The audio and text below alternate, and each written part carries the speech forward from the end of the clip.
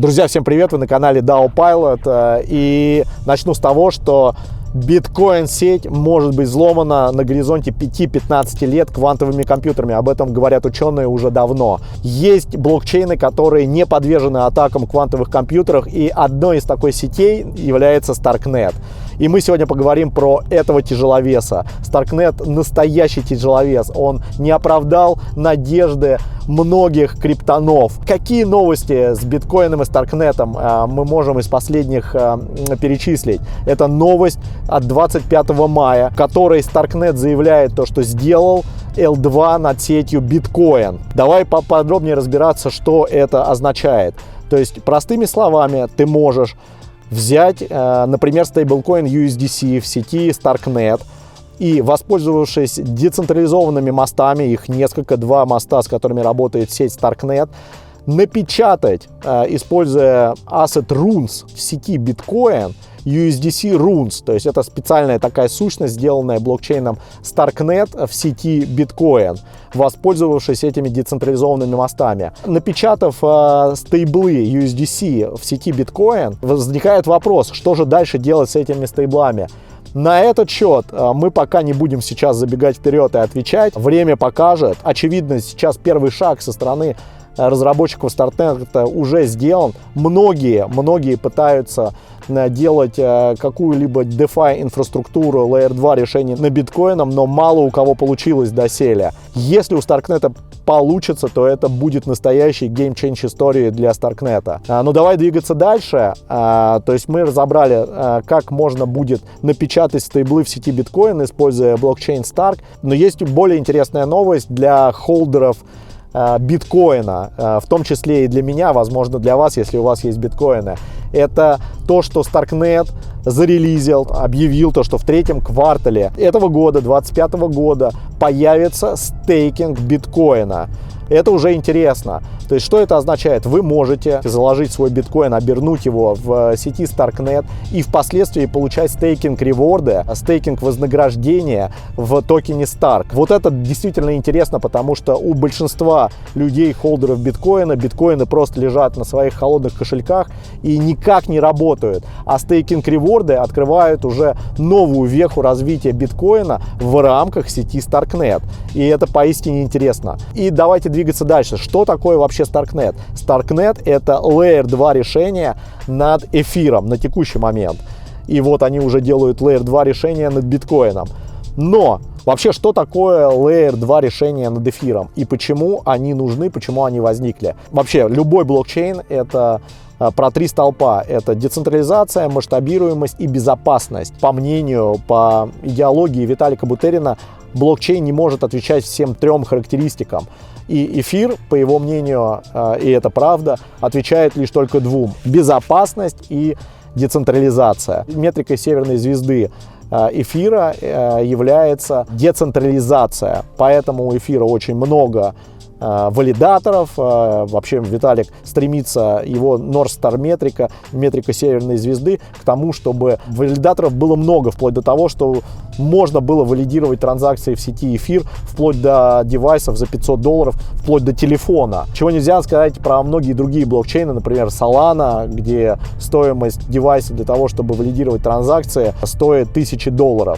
Так вот, в эфире есть проблема масштабируемости. И тут ему на помощь приходит Layer 2 решение. Своего рода, приведу аналогию. Эфир — это хромая лошадка, которая танцует на сцене. Я думаю, вы все понимаете, о чем речь. Есть целая конница других Layer 2 решений, которые помогают ускорить сеть, сделать ее масштабируемой. Транзакции внутри Starknet очень быстрые, они стоят по газу сущие копейки, то есть это 0,02 цента из серии. Чего нельзя сказать про эфир, даже несмотря на то, что в эфире были последние обновления Пектра, эфир все еще достаточно тугой, достаточно дорогой. Давай приведу конкретный пример. Количество транзакций в эфире в секунду всего лишь 13-15 транзакций. В Starknet же более 120. Сеть биткоина может обрабатывать порядка 5-7 транзакций. Давайте разбираться. Значит, есть два блокчейна, которые работают на технологии Zero Knowledge. Zero Knowledge — это нулевое доказательство. Это zk-Sync и Starknet. В основе zk-Sync лежит криптографическое доказательство SNARK, для работы которого нужно создавать trusted аккаунты, то есть криптографические ключи, которые в момент создания могут быть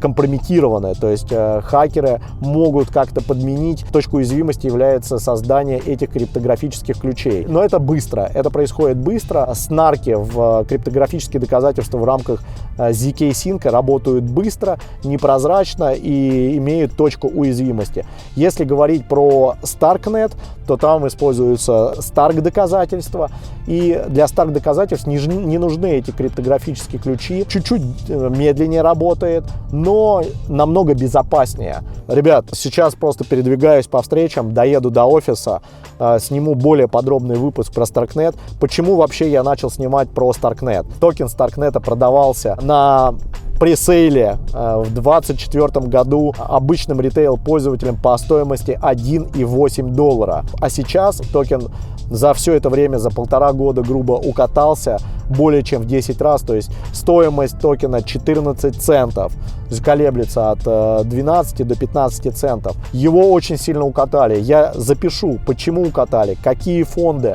инвестировали, почему эти фонды распродают, какие фонды не распродают, при каких стоимостях фонды покупали этот токен, исходя из нашего анализа, почему проекты билдятся на Starknet и какое положение дел. А самое главное, пользуются ли этим и зарабатывает ли блокчейн Starknet на тех транзакциях, которые сейчас проходят.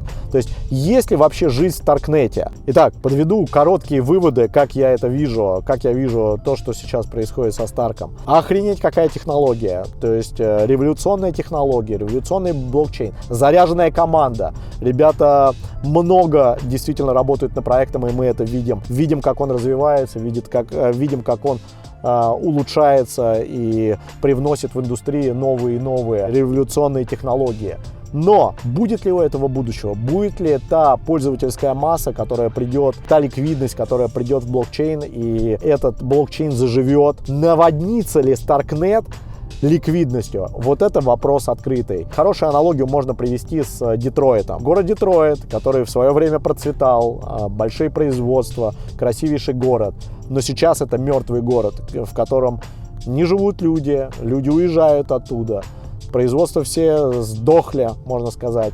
Надеюсь, что это не про Starknet и не про его будущее. Можно ли сказать, что это интересная инвестиционная идея? На текущих уровнях для меня кажется, что да, но я не хочу, чтобы давать какой-то очередной колл для вас. Скорее, я рассказываю свои субъективные мысли относительно этого блокчейна, даю вам информацию, даю факты, даю ончейн аналитику, ну а дальше выводы про инвестиционные решения принимаете вы сами. Для меня на текущий момент Starknet выглядит интересно. У меня есть своя позиция в Starknet. Моя точка входа немножко выше от текущей. Буду ли я усреднять? На текущих отметках нет. У меня уже достаточная позиция. Возможно, я буду усреднять на уровнях ниже, если дадут. Ребят, спасибо, что досмотрели это видео до конца. Всем хорошего дня, профита. Всем пока.